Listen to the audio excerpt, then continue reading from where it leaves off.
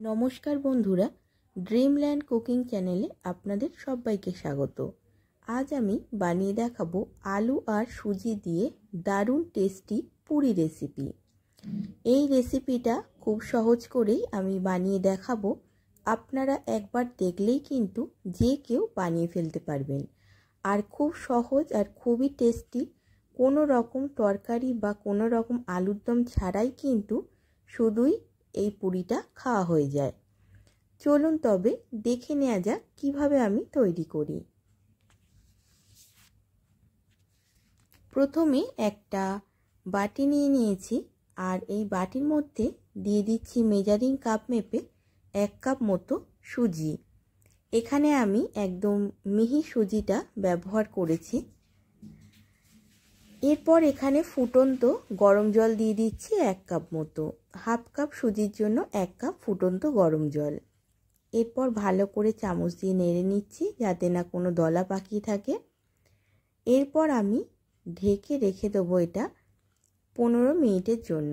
15 থেকে 20 মিনিট মতো ভালো করে ঢেকে রেখে দেব। 15 থেকে 20 মিনিট পর খুব ভালো করে কিন্তু সুজিটা জল টেনে নিয়েছে আর খুব সুন্দর ফুলে উঠেছে। এরপর এর মধ্যে আমি দিয়ে দিচ্ছি একটা মিডিয়াম সাইজের আলুটা সিদ্ধ করে ভালো করে ম্যাশ করে রেখেছিলাম। এরপর এখানে দিয়ে দিচ্ছি 1 চামচ মতো গোটা জিরে, আর দিয়ে দেবো এখানে হাফ চামচ মতো চিলি ফ্লেক্স, আর এখানে দিয়ে দিচ্ছি স্বাদ অনুসারে লবণ, আর দিয়ে দেবো এখানে হাফ চামচ মতো চিনি, আর এখানে দিয়ে দিচ্ছি আমি ধনে পাতার কুচি। ধনে পাতাগুলো খুব মিহি করে কুচিয়ে নিয়েছিলাম। এরপর সমস্তটা ভালো করে চামচের সাহায্যে আবারও কিন্তু মিশিয়ে নেব। খুব ভালো করে মিশিয়ে নিচ্ছি। খুব ভালো করে মেশানো হয়ে গেলে এরপর আমি এখানে হাফ কাপ মতো ময়দার ব্যবহার করছি, মানে মেজারিং কাপ মেপে হাফ কাপ ময়দা ব্যবহার করছি, আর মেজারিং কাপ মেপে হাফ কাপ আটাও নিয়ে নিয়েছি। আপনারা চাইলে যে কোনো একটা দিয়েও করতে পারেন, আটা দিয়ে অথবা ময়দা দিয়ে। আমি এখানে দুটোই মিশিয়ে বানাচ্ছি। এরপর খুব ভালো করে কিন্তু হাত দিয়ে এরকমভাবে মেখে নিতে হবে, আর কোনো রকম জলের ব্যবহার কিন্তু আগে থেকে করার দরকার নেই। আর আশা করি কোনো রকম জলের প্রয়োজন হবেও না, যেহেতু আলুতে একটা ময়েশ্চার আছে, আর সুজিটাও কিন্তু খুব যে একটা শক্ত হয়ে গেছিলো তা না। এরপর সমস্তটা খুব ভালো করে মেখে নিচ্ছি, আর আপনাদের যদি মনে হয় আরেকটু আটার প্রয়োজন তাহলে আপনারা মিশিয়ে নিতে পারেন। যতক্ষণ না দেখবেন সুন্দর একটা ডো তৈরি হচ্ছে ততক্ষণ কিন্তু অল্প আটা মিশিয়ে মিশিয়ে মেখে নিতে হবে। এরপর আবারও ঢেকে 10 মিনিটের জন্য রেখে দিয়েছিলাম, আর 10 মিনিট পর কিন্তু হাতে তেল মাখিয়ে লেচিগুলো আমি কেটে নিচ্ছি। হাতে ভালো করে তেল মাখিয়ে নেবেন, না হলে কিন্তু হাতের মধ্যে লেচিগুলো একটু লেগে যাওয়ার সম্ভাবনা থাকে। এই জন্য খুব সুন্দরভাবে তেল মাখিয়ে কাটলে কিন্তু লেচিগুলো ভালো উঠে যায়। সমস্ত লেচি কাটা হয়ে গেলে এখানে একটা বেলুন চাকি নিয়ে নিয়েছি, আর এই বেলুন চাকির মধ্যে ভালো করে তেল মাখিয়ে দিয়ে হালকা হাতে কিন্তু এই পুরিগুলো বেলে নিতে হবে। খুব বেশি পাতলা করার দরকার নেই। এই পুরিগুলো কিন্তু অল্প মোটাই রাখতে হবে, তবে খুব বেশি মোটা কিন্তু না, ঠিক এই রকম মোটা রাখতে হবে অল্প। এরপর এক এক করে আমি এইরকমভাবে সমস্ত পুরিগুলো বেলে নিচ্ছি। আপনারা চাইলে এখানে গুঁড়ো ময়দার ব্যবহার করেও পুরিটা বেলতে পারেন, অথবা এই রকম তেল দিয়েও কিন্তু বেলে নিতে পারেন। এই রকমভাবে সমস্ত পুরিগুলো আমি এই রকম বেলে নিয়েছি। এরপর তেল গরম হতে দিয়েছি। এখানে আমি সাদা তেল গরম করতে বসিয়ে দিয়েছি। তেলটা কিন্তু ভালো করে গরম করে নিতে হবে।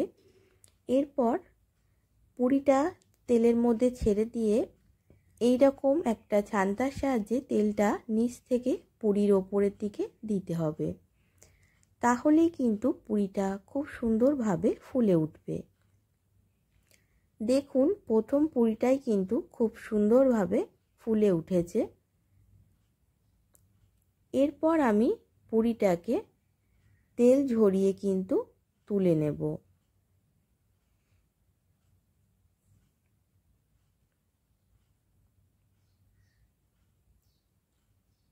তেলের হিটটা কিন্তু খুব ভালোভাবে রাখতে হবে।